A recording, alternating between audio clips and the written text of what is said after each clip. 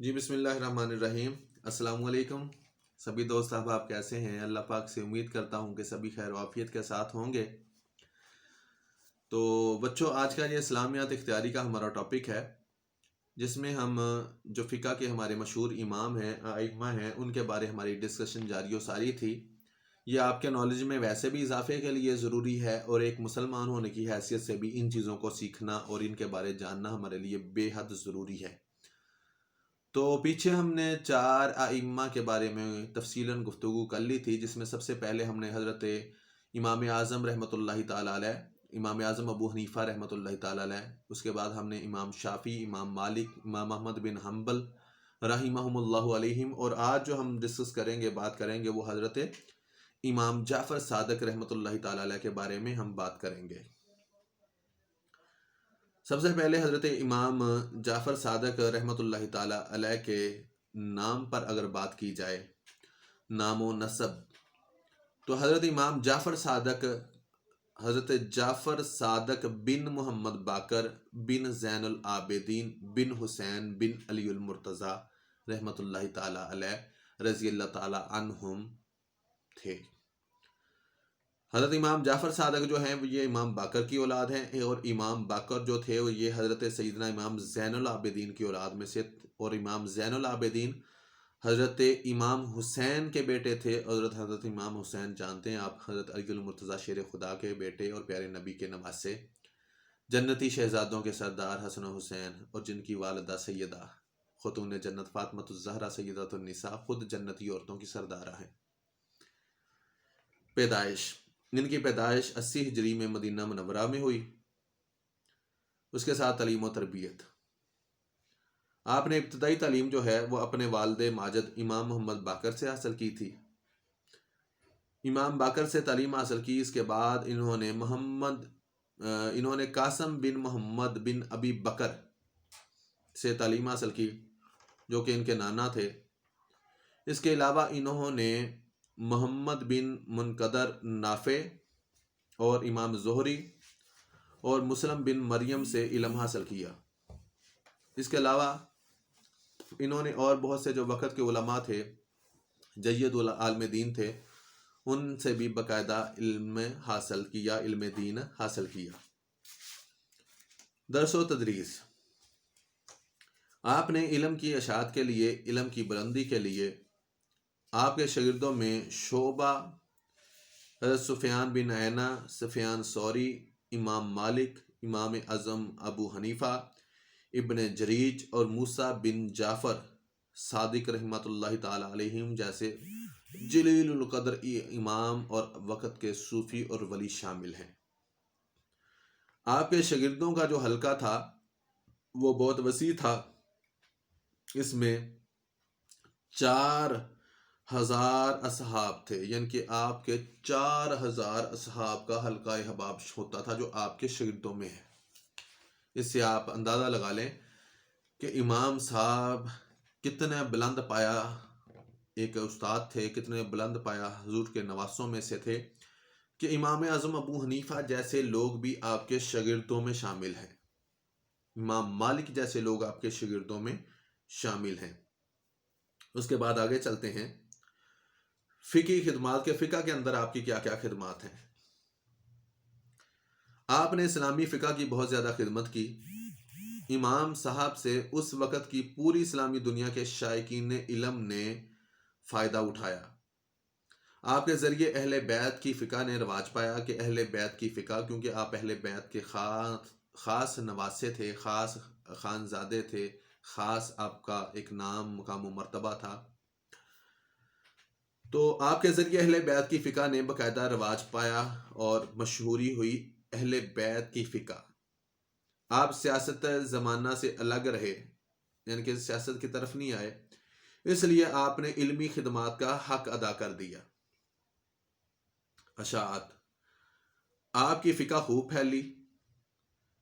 اس کے بعد صفوی خاندان کے وقت سے ایران کا سرکاری مذہب فقہ جعفریہ ہی ہے۔ صفوی خاندان سے لے کر آج تک جو ایران کا سرکاری مذہب ہے وہ کون سا ہے؟ فقہ جعفریہ ہی ہے۔ آپ کے ماننے والے ایران میں بحرین میں اور عراق میں اکثریت کے ساتھ موجود ہیں، اکثریت ان ملکوں میں ہے۔ اس کے علاوہ آپ کے ماننے والے ہندوستان میں بھی موجود ہیں، پاکستان میں بھی ہیں، لبنان کے اندر بھی ہیں، شام کے اندر بھی موجود ہیں، لیکن جو اکثریت ہے وہ ایران، عراق اور بحرین کے اندر کثرت کے ساتھ پائے جاتے ہیں۔ وفات: امام صاحب نے 15 شوال 149 ہجری 149 ہجری کو وفات پائی اور مدینہ المنورہ میں جنت البقیع کے قبرستان میں آپ مدفون ہیں۔ جنت البقیع کے قبرستان میں آپ کو دفن کیا گیا۔ فقہ جعفری کی خصوصیات کیا کیا ہیں؟ ان میں سے چند ایک آپ کے سامنے ابھی ہم ڈسکس کرتے ہیں کہ آپ کی فقہ کی خصوصیات کیا کیا ہیں۔ سب سے پہلے فقہ جعفری کے 4 اصول ہیں۔ نمبر 1 قرآن، نمبر 2 سنت یا حدیث، نمبر 3 اجماع اور نمبر 4 عقل، جسے قیاس کہتے ہیں۔ کیونکہ سب سے پہلے جب ہمیں کوئی مسئلہ ڈھونڈنا ہے تو کہاں سے ڈھونڈیں گے؟ قرآن پاک سے دیکھیں گے۔ اگر قرآن پاک سے وہ مسئلہ ہمارا حل نہ ہوتا ہو، ہمیں سمجھ نہ آتی ہو، جیسے قرآن نے اتنا تو کہا ہے کہ اقیموا الصلاۃ والزکوٰۃ، نماز قائم کرو اور زکوٰۃ ادا کرو، مگر کب ادا کرو؟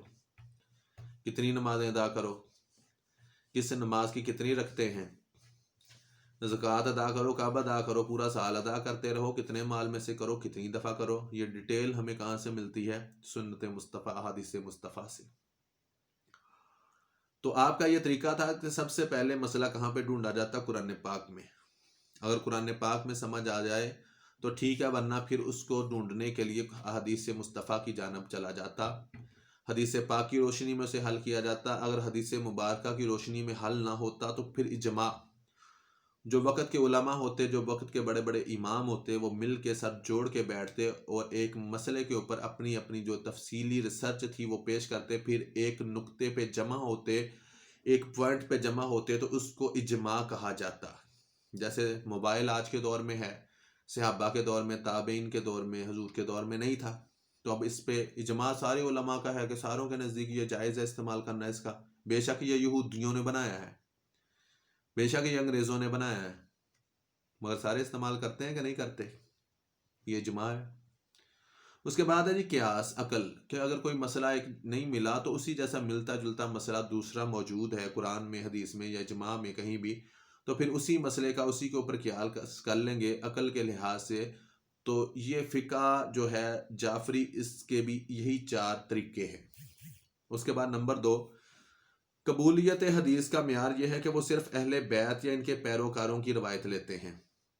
اس طرح انہوں نے روایت حدیث کا دائرہ محدود کر دیا ہے کہ آپ نے جتنی بھی حدیثیں لکھی ہیں وہ صرف جو اہل بیت طہار سے آپ کو حدیثیں ملی ہیں، یا ان کے پیروکار، ان کے ماننے والے، ان سے احادیث ہیں، وہی صرف آپ نے روایت کی ہیں۔